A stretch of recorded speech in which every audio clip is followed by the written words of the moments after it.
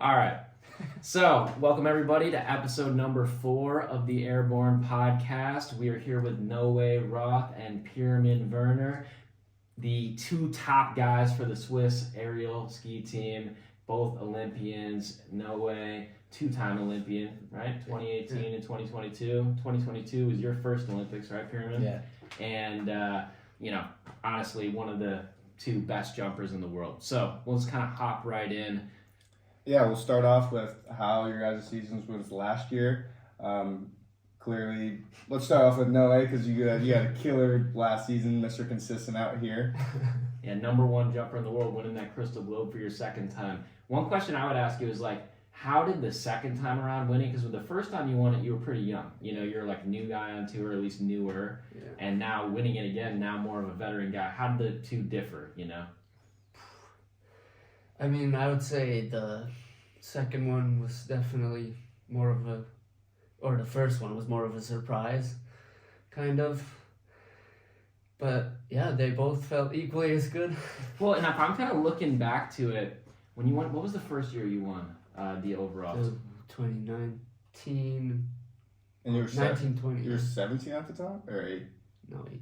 18 at the time, or 19. But if I'm looking back on that one, you won it both times. You won it. It came down to the very last event, and so it's always a super pressure filled moment. I remember you had to throw down Quince against Maxime Bourreau from Russia. Yeah. First one you ever did, right? Yeah. And so that was obviously huge. But then last year you got to go head to head with Dima Kotovsky from Ukraine.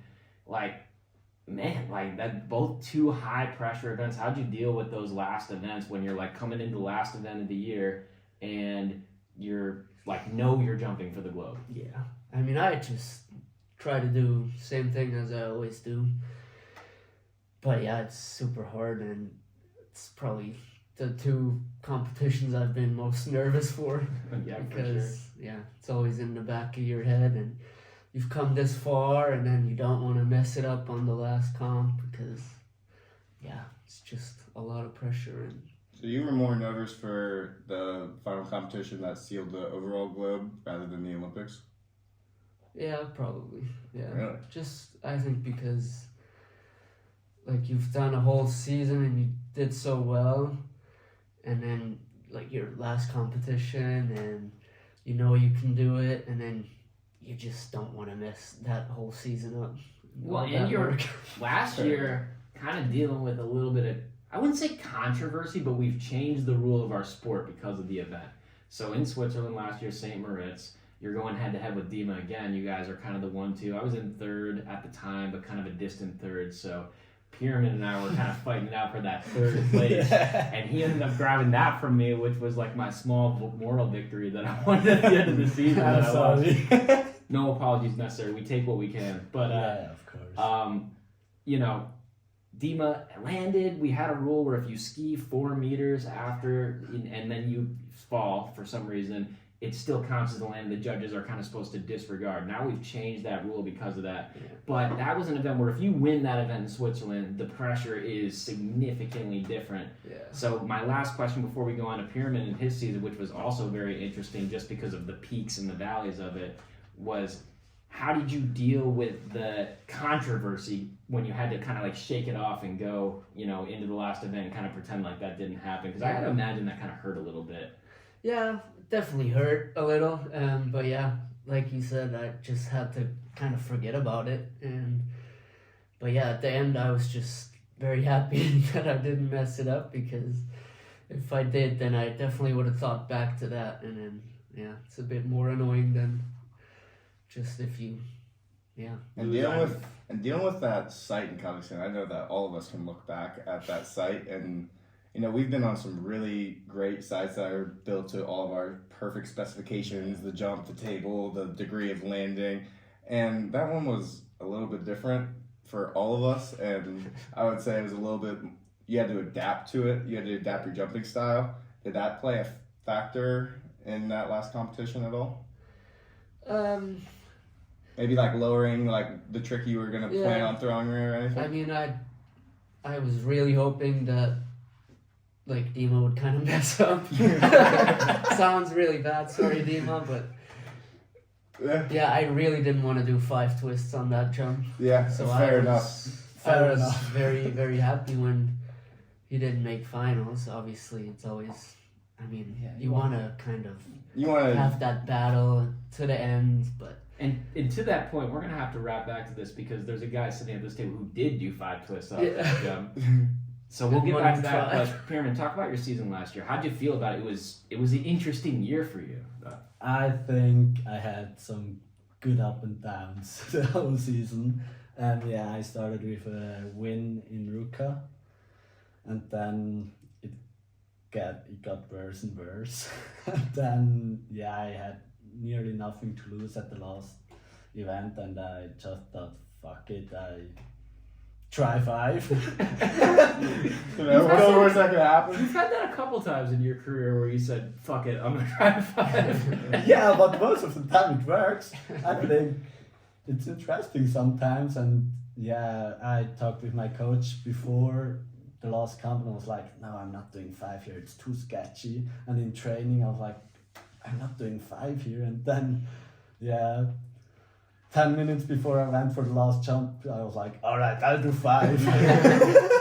Like with the training there, did you guys get good training? Because with like Kazakhstan in the last competition where you won, Yeah. like I know that some of our sessions were fully cloudy where you Yeah. couldn't see the jump from the top of the in run, It and was so bad. some people had some wind, some people got some snow, and like we were different training slots. So I know that Chris and I got up to quad twisting, triple backflips before the comp. Did you guys get up to that? Yeah, I did some daddies and double ins, but I remember I opened the jump site there and I stood up and it was so bumpy. I was like, dude, that's interesting. Well, and Kazakhstan's always interesting It's as so an event interesting. because for some reason you're going to Kazakhstan, which it's a lovely country. Yeah. I love going. I there. love Kazakhstan, but you never know what happens. Almaty, the city, like I loved like staying there and like walking around and like going to all the shops and Super stuff. Like nice people. yeah, it's really fun. But they make us go there in March, and if you're doing a skiing sport, you really don't know what's going to be going on in March. Yeah, and it's like, I don't know in Fahrenheit, but in Celsius it's way too warm to do aerials there. yeah, it was for the U.S. listeners. It was about 40 degrees, 45 degrees, like on comp day. So it was very soft, very slushy. And with our jumps, we want them basically as solid blocks of ice, like close to solid block of ice without like actually being ice. And those jumps were just about as far from it as possible. Yeah, and when they say, yeah, we don't have dry ice anymore, and you're like, Like you we don't need have- this. You don't have it in your country. Like it's not been invented here. Yeah, it's But Kazakhstan's a great place to go Yeah, travel. it's And always fun. I hope the event continues to go. I don't know who does the scheduling. I hope they can just inch it up a little bit closer Yeah, into that the would be season, so we nice. don't have to play so much with it. But Pirmin, for you, you are a feast or famine jumper, and you push degree of difficulty harder than any guy on tour, right? Why? I don't know if I'm the guy who pushed it, because I wasn't the guy who always tried 5 all the time. Of course, once I did at the Europa Cup 5, but I just did 5 there because I never did 5 on snow, and I wanted it straight in a competition. But then, I don't know, when I felt ready to do 5, I did 5, but yeah, you did 5, you're doing soon 5 maybe, Noah is doing 5, then yeah, there are a lot of people doing 5 right now at the moment, so... I mean, I feel that, but maybe it's just the last couple years, but Yeah. last year in Park City and this year, just in the first event of the season, throwing it in that last round. And we all know Dmitry Kotovsky, he is a hell of a jumper, but he's also a little crazy. So at least from my perspective, I kind of expect that from him. But for you as a jumper, you've been jumping with me on tour for 5 or 6 years now. I'm not exactly I think sure. 5. Yeah, 5 years now. Yeah. And the first couple years, kind of like you're saying, maybe a little tame. The last couple years, it seems like your fear is gone, or at least you don't I you don't wish it's succumb gone. to it as much. So Yeah, I think when I'm feeling great and ready, I go for it, because it's nice when the people out there see that you can push to your limits and yeah, show what you can. I mean, but sometimes, yeah, of course, you do quadruple.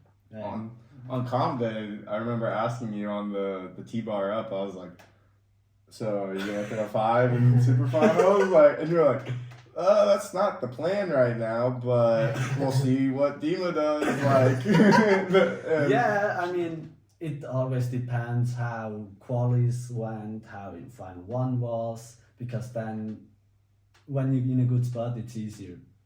Well, and when you're not in a good spot, you sometimes just has to go for it. Yeah, I mean, I in had it. Kazakhstan last year, I knew if I want to have the overall third place, I have to do 5, and I have to win this event. Yeah, I know. I was really bummed when you did that because I knew all that has to happen is Pirmin has to not win this event. I mean, I didn't have it in my hand, or like I had it when I win and you got third. Then it's easy, but I know you also can win the event, so I knew I just have to go all in, and I tried. Sometimes it works, sometimes it's not working. I mean, now, like I said earlier, we take what we can in the sport, and you're definitely like, I do love, because for me, I don't usually do that. I don't usually, and I feel like Quinn, you don't usually do this either. We kind of make a plan, more or less stick to it, but, you know, I'm not particularly watching what everybody does, you know. Mm-hmm. And you kind of do take that strategy where you kind of see what everybody does in front of you, and if you qualify high enough and you're able to kind of watch, you might change your plan like right there. Yeah, and I think that's sometimes a good plan, but sometimes it's really bad. I mean, I also threw 5 and got 6th, so it's not always working out, but... Yeah, well, risk and reward, you know, sometimes you go for it all and you get it all, and sometimes you go for it all and you get nothing. Yeah. So, all right, we talked about your guys' past seasons. I want to talk about with all 3 of you guys, because you guys got to participate. I stayed back in Park City. The Water Amp Summer Tour that took place this summer that we're hoping to build this upcoming summer. What was that like? We had stops in Switzerland, Park City, and Australia. How were those stops? What were those like?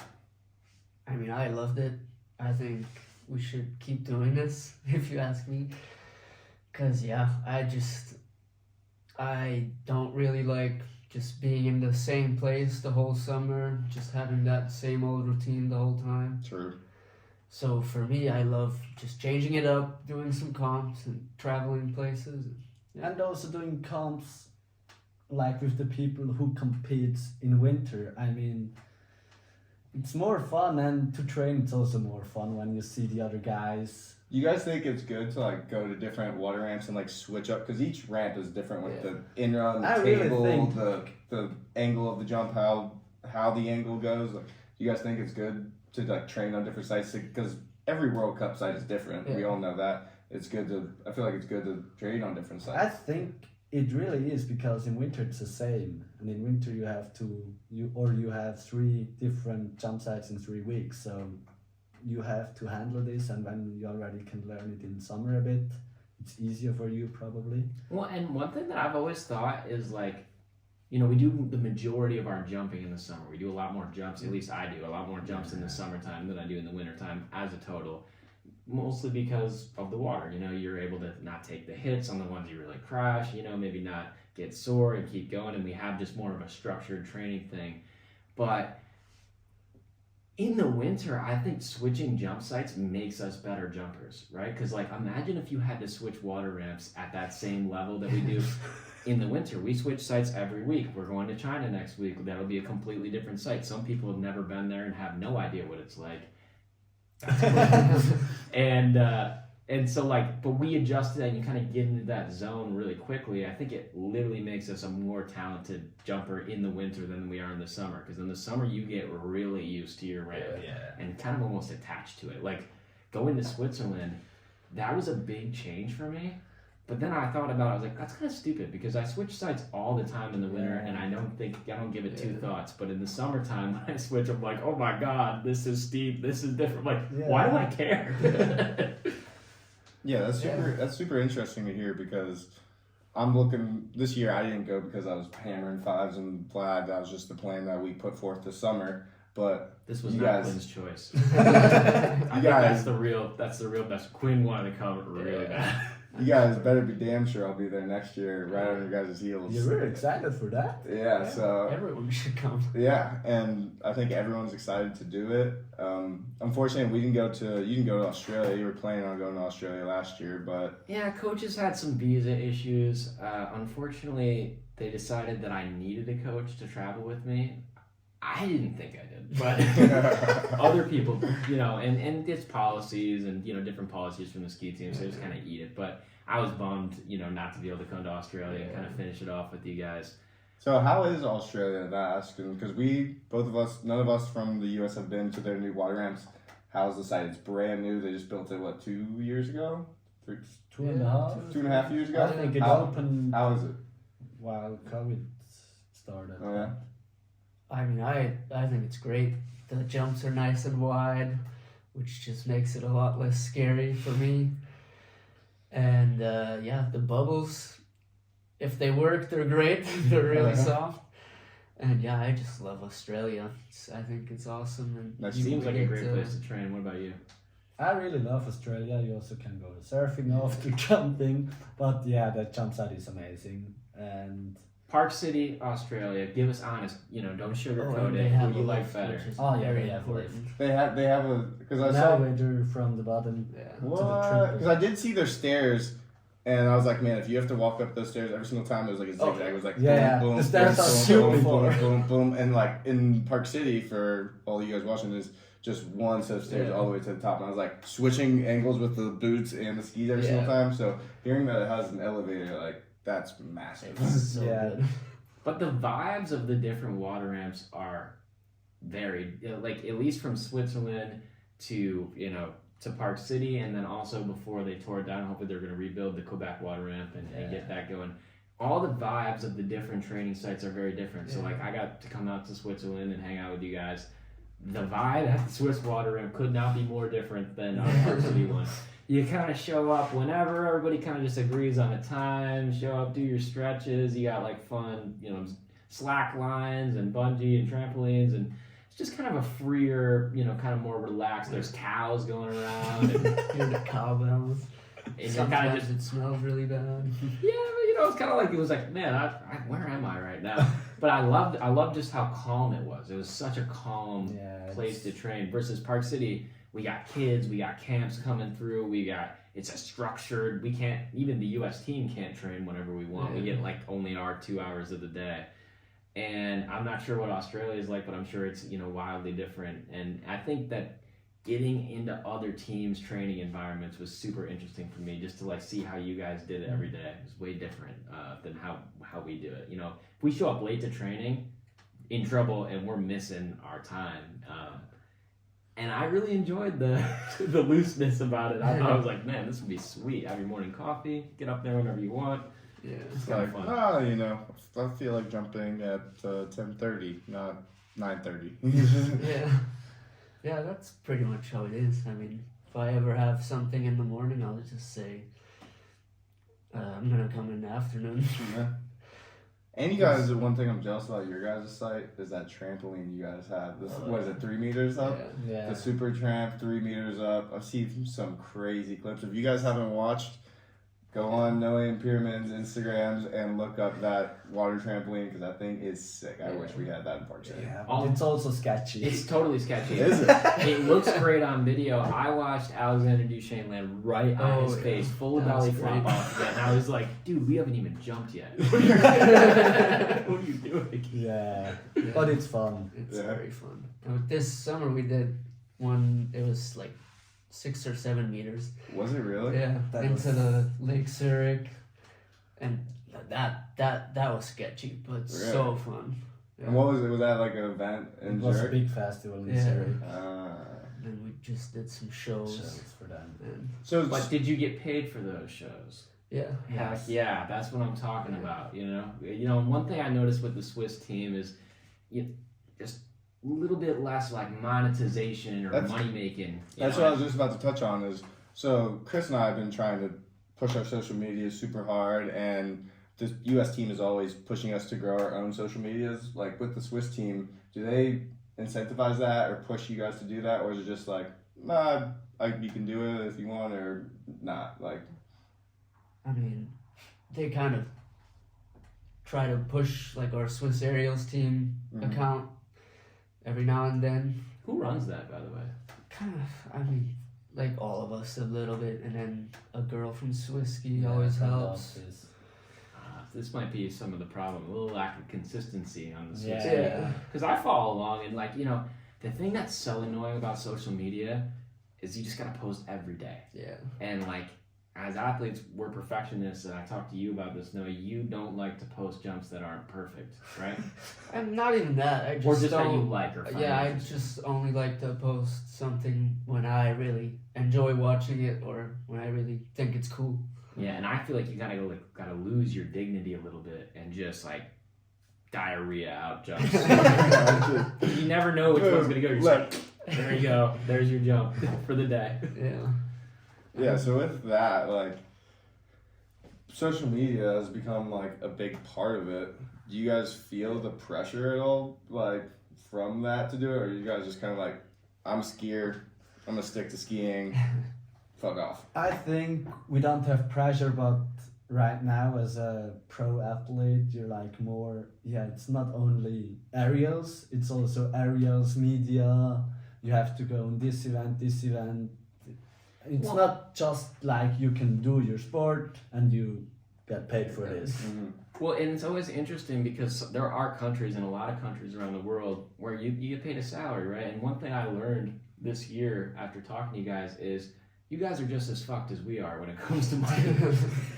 Now, Switzerland apparently is not, you know, in that category, but countries like we talk about China, or, you know, the Canadians make a little bit of dough. It's not much, but, you know, at least it's something consistent that they can rely Every on. month or every 2 weeks or whatever. Like a yearly salary, I think is what it is, Or with whatever. their contract or something like And that. so from my perspective, I'm like, well, I'm 25 years old now. I want to keep doing this into my 30s. It'd be really nice if I wasn't broke into my 30s. And so that's where a lot of my like internal pressure comes from. I was like, I gotta find a way to make a little bit of money off this sport.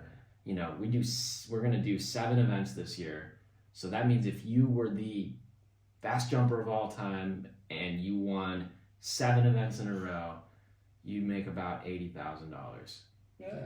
That's not a lot of money, you know, and that's if you won every single event of the season, And which it's not, is not going to happen for most of us, or maybe any of us. I mean, none of us can still do it. It's True. been a while, you know, so I think finding those other sources of revenue, or like when I look at it, it's like more of a way like, okay, just a way that I can do what I love for longer. Because, you know, you want to have kids, you want to have a family, you want to buy a house. It's going to be tough, you know, when you're still kind of scrapping up, you know, a little bit of sponsor here, maybe a very nice donor there. I mean, you of know. course you have all your sponsors, but you can't make money really with them.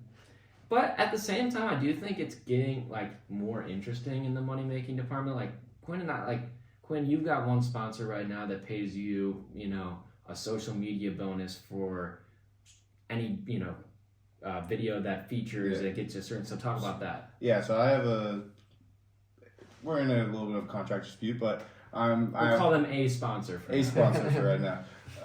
But yeah, last year it was super great that they were able to help me with my social media, and we built in this clause that for every 50,000 views, I would get $50 up to X amount of views, and I could do that for a certain amount of videos, and I filled that quota, and it really helped me make some money off of that sponsorship, and they also got a lot of good publicity out of it too, and it was a great way to build that partnership. So I'm hoping I can continue that. We'll see. But yeah, like just building partnerships like that and being able to grow like wealth with also your base, your media base is like, I feel like it's massive for us. Yeah. It's got to be interesting ways. I almost feel like we're hustlers sometimes, you know? Just like trying to find some way to trick somebody into giving us. Yeah. So let's get back into the skiing a little bit. I want to get this for both of you guys. Aerial skiing, extreme sport, lots of danger, lots of adrenaline. What's your favorite part of the sport? What's the thing that really makes you tick? Is it like the fun feeling of being in the air? Just, what's your favorite thing that drives you to like keep coming back every year? I think it is when you come out of the kicker and you're in the air, or like just started before, when you ski down now, and you have this adrenaline in you, and you sometimes don't know what happens. A lot of times I don't know. And then you come out of the jump and oh, that's gonna be a sick trick or a good jump, and you're like, all right, I can fully enjoy it. And then if you land it perfectly, you're like, I want to do that again. And So that moment that that it's right there. yeah, for most of the taking, time it's you just know like about the that- takeoff. It's just that low hanging fruit that you're just like, that's mine. Yeah, sometimes it milliseconds after the takeoff, that's a good jump. Yeah. I mean, I would say that also, but Boring. but no, Pick a different just wait, Well, I'm trying. No, for me, more like just when you land that jump that you were up there nervous about, and you just ski it out, and all that nervousness just is away, and just you feel the adrenaline, and I think that's a great So feeling. all of us are adrenaline junkies. We like the glory. We like feeling perfect jumps. Yes. Although I'm like, for me, I don't like crashing. This is not the point. I of think it, nobody does. But sometimes when I do a really bad crash and then I'm able to like get up and it's not maybe as bad as I would have imagined, You're I also get this happy. like weird happiness about it. Where I'm Yeah. like, oh, I really thought that was gonna suck way worse, or maybe you just get used to it, or I don't know what it is, but I'm always like, that's kind of a weird thought, like a self-hating punishment where I'm like, I guess I could crash like that again if I wanted to, if I had to, Or sometimes you're like, I didn't know I can do that. Yeah, you're just happy you're alive. Happy to ski away. Like Or backslap. Well, like safety I backslap. feel like most of the time when you backslap, you kind of ski away. Like Yeah. on the light ones, sometimes when you take the heavier ones, you kind of wash out. But Yeah. on the light ones, it's just bang, come back up, and you ski it out. Unless it's a good old-fashioned coffin drop. That's when you just go right into the coffin. Oh, yeah. I've had a couple of those. It's been a few years, but that is a bad feeling. That's not fun. It's really bad. Chris, I will excuse a noise on the table if you want to knock on wood for that. I guess I should. We're still jumping every day. I shouldn't say I have. All right, so talking about this year, we just did the first World Cup of the winter, and we had a little bit different results. You guys want to go one by one and talk about how the competition went? Should I start? Yeah, whoever wants. Yeah, I think it was interesting coming back to see all the athletes again from all the countries and going up and have this feeling again of competition. And I'm honest with you, I was really, really nervous in quali. I'm not used to this, actually. And I thought, I really have to bring it down now.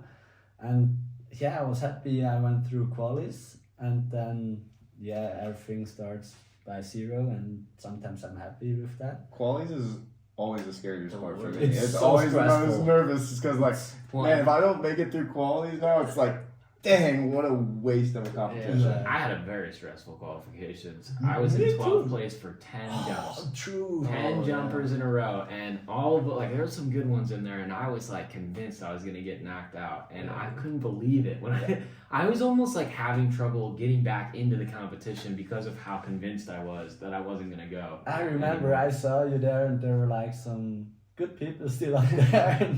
Well, and I did not do a very good jump at qualifications. I wasn't jumping very well all day in training. I kind of turned it on at the end of the competition, which you guys know. Sometimes that's how it goes. But at the beginning, and then I was like, all right, qualifications, time to turn it on. And then I still did another crappy jump. And I was like, It's not happening, come on! I was like, where's my jump? And I mean, that's exactly what happened to me. I yeah, had a very rough train the whole time. Not just that day. And kind of just did the same thing in the qualies jump. well, I'm going to give you a compliment too. Usually, for me anyways, when I watch both of you jump, if you're a person that like takes training and thinks that means something for the competition, you're crazy, because I've seen you guys like really Yeah. blow it in training, and then every single time you kind of, especially last year with you, because like we said, Mr. Consistent, what, like 5 podiums or something like that. You pulled it out every time. So it was a little surprising, you know. I was like, oh man, like I usually just completely disregard what Noah does in training anyways. But I think that we all have rough ones every once in a while. Yeah. You know, it's just how it goes. You know, Yeah. I doubt you'll have too many more of them as the season Yeah, goes on. I hope not. And at that point, like, I had a very rough Ruka last year, and at that point, you reflect on it and you just move on. Yeah. Like, this is just Season the turned thing. out really well last year. Thank you, Pirmin. So you got second place. I guess we kind of like skipped over that. You got a podium to start the season. Obviously, I'd say everybody at this table's got their eyes on the globe, right? And even people that aren't at this table. Yeah, of course. So that second place, does it change your mindset for any future World Cups coming up? You know, it's a great start. I came in fourth. I kind of look at that. I'm like, well, it doesn't kill me. It doesn't really help me. Like, I'm gonna have to do better than that later in the season if I want to make a run at it. But it's not gonna take me out of it either. So second place, that's a great start. Does it change any kind of mindset, or are you I just in the think same it's place? not changing. I mean, last year I won the first event of the year, and then I got worse and worse. But I think I have to go with the same mindset I went to Ruka. Well, and like you look at mogul skiing, those guys compete so much. Or you look at other freestyle skiing, they compete. We have 7 events this year, and they're all spread out, you know, for the most part. So for me, I feel like every event is a completely different situation. You know, you're in a different point. You're jumping. Quinn last year, terrible Ruka, but we've talked about it in the past episode. I'd love you to go back into it. It's like sometimes when you get 3 weeks of training, everything can change. Yeah, you know what I mean? the mindset can completely flip. Like, it just takes a little thing here or there. Like with mine last year, it was Justin said one thing to me about my takeoff, and those things were, "Are you squeezing your shit?" And I was like, "Of course I'm squeezing. Like, what are you talking about? I'm hitting the triple." He's like, "No, are you really squeezing?" Like, like I was like, "You know what? Like, now I'm thinking about it, like, no, I'm not. Like, no." And then next thing I know, like in the table, I'm like, and whoop, whoop, whoop, started hitting takeoffs consistently, and that's like where the moment for me changed last winter. So I know that things can be going really downhill, and then it just one little thing, and it can go right back uphill. And I know it could be the exact opposite too, where it's like you're doing really well and things are going well, and then something happens and it's downhill. So it's a give and take relationship with aerials, I feel like. Yeah, for sure. And then one last thing, you know, just to kind of give a little, where's your country's sport going? You know, what's one thing you guys are, we talked about this in the past, you're 2 of the best jumpers in the world, right? But your team is also very small. So just for anybody listening, or just anything you want to say, like, what do you think needs to change to get a larger team going in Switzerland? Is there a way to do it? Is there anything you guys want to see? And how do you recruit more athletes from Switzerland, especially with how talented you 2 are? I think the biggest problem is that when kids are seeing us, they're already on triple and doing triple flips with 4 or 5 twists, and they don't know like how we built this up. I mean, for me, it took now 8 years. Yeah, that's pretty 8, standard 9 too. I'd say is that 8 years? years for guys to get all the way to the to the end. So they sometimes don't see like the progress we have. So and when they see us, they're just like, they're already up there. I would never hit this triple. I was like, when I came the first day to the jumping and saw these guys doing triple, I was like, what the fuck are you doing up there? So It just seems impossible. Yeah. I mean, I definitely remember looking at that, and I think that's one thing where having a bigger team did help, right? Where it's like you see the super top guys that are going off the triple, but then you've got younger guys going off the double, and then even guys doing singles. So you kind of see that path. I think that was great, you know. So people listening, more Swiss kids, do aerials. Yeah. They will teach you. You don't have to start on the triple. You can start on singles. This is allowed. Anything you'd like to touch on, Noah, with that? I mean, we just need more kids, and it'd be awesome to have some gymnasts, of course. It's always good. We're trying to do that, but And hasn't really worked out. So. is your team mainly skiers that turn into gymnasts or gymnasts that turn into skiers? Because with the U.S. team, we have a large mix of both where mainly the girls are gymnast skiers that turn into skiers, and then all the guys are skiers that turn into gymnasts. Yeah.